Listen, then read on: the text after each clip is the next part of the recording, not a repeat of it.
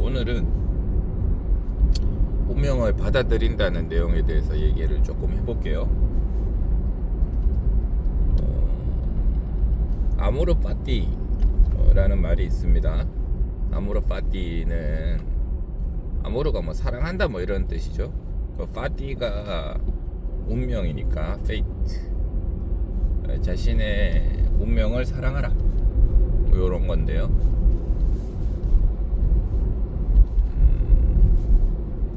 그러니까 이제 이런 경우가 우리가 자기가 타고난 상황을 극복하고 더 발전적으로 살아가라는 내용이랑 조금 충돌이 될 수가 있는 여지가 있어서, 해석에 따라서 여지가 있어서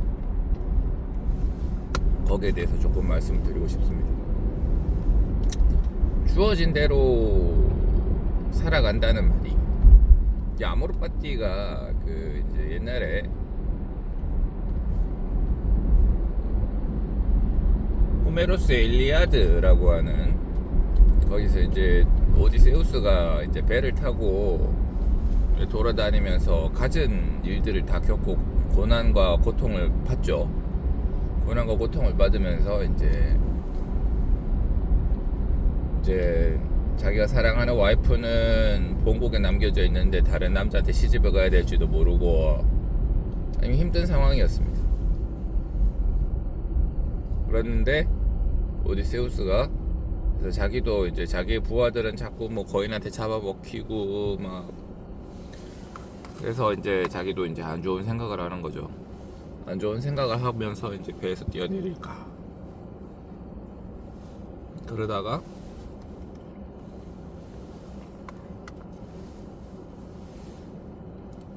마침내 이제 선택을 하게 되는 거죠. 아모르 파티, 내가 이것도 하나의 운명이다, 이거를 받아들여야 된다, 그런 생각을 하는 겁니다. 아모르 파티는 막 되게 즐거운 상황에서 나온 말이 아니에요. 힘들고 처연한 상황에서도 이것마저도 자기가 받아들여야 된다 라고 하는 거를 말하는 거죠. 아모르 파티랑, 그래서 꼭 짝이 돼서 나오는 말이 있습니다. 까르페 디엠.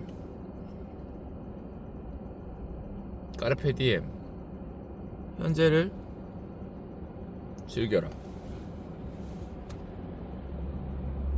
힘든 운명에 처해 있는 힘든 상황이지만 그 와중에서 살아가는 가운데 나오는 즐거움들이 있을 거예요.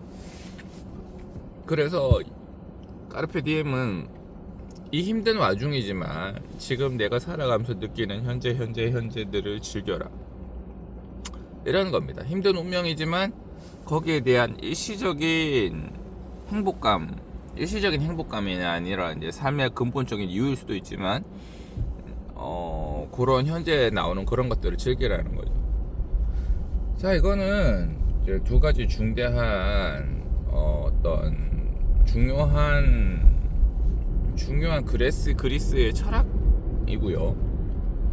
그 다음에 우리 삶에도 되게 많이 시사를 합니다.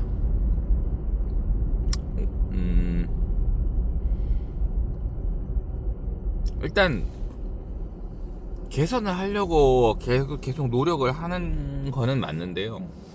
자기가 주어준 운명, 예를 들면 어떤 남성분인데 키가 뭐 한 160 초반이다, 이러면 160 초반이다 이러면 그 상황을 좋아하는 사람은 없을 거예요.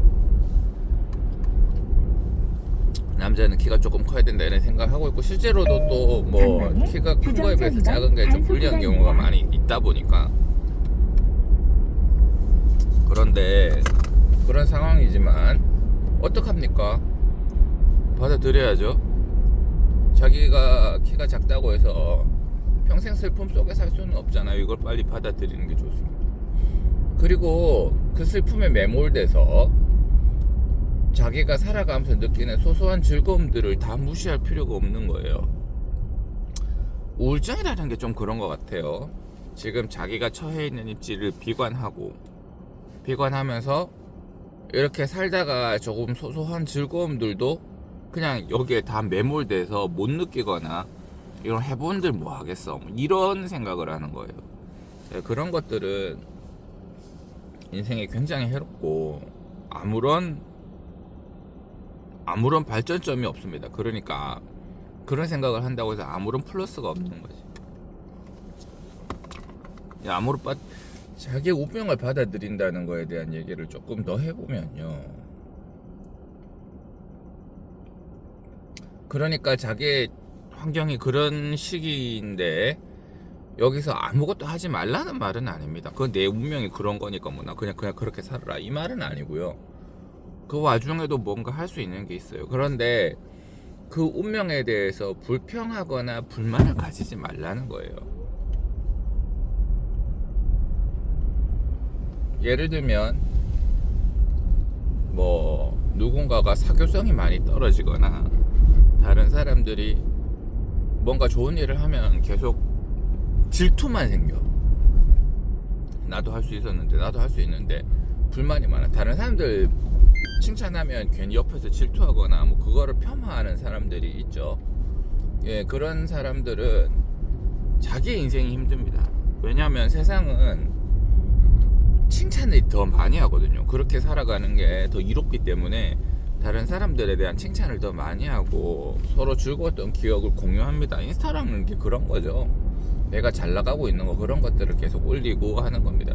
그건 인간의 본능이고 그러면 그걸 보고 있으면 뭔가 기분이 나빠지거나 싫은 사람들이 있죠. 그거는 그렇게 태어난 겁니다. 자기의 뇌가 그렇게 태어난 거예요. 어쩔 수 없죠. 그렇지만 그 환경에서도 자기가 그런 상황을 극복해 보려고 노력은 해보셔야 됩니다. 아, 다른 사람이 뭔가 좋은 걸 올렸구나, 자기의 즐거운 시간을 올렸구나, 그럼 그걸 인정하고 받아들이고 그래야 됩니다. 똑같은 일을 해도 더 빛나는 사람들이 있고 똑같은 일을 해도 더 묻히는 사람들이 있죠. 그건 자기가 평소에 하는 행동 하나하나 때문인데요.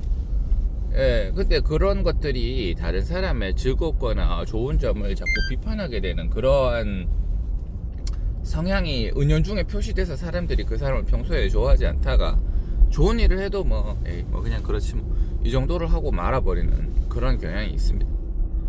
그런 것들에 대해서 받아들이셔야 됩니다.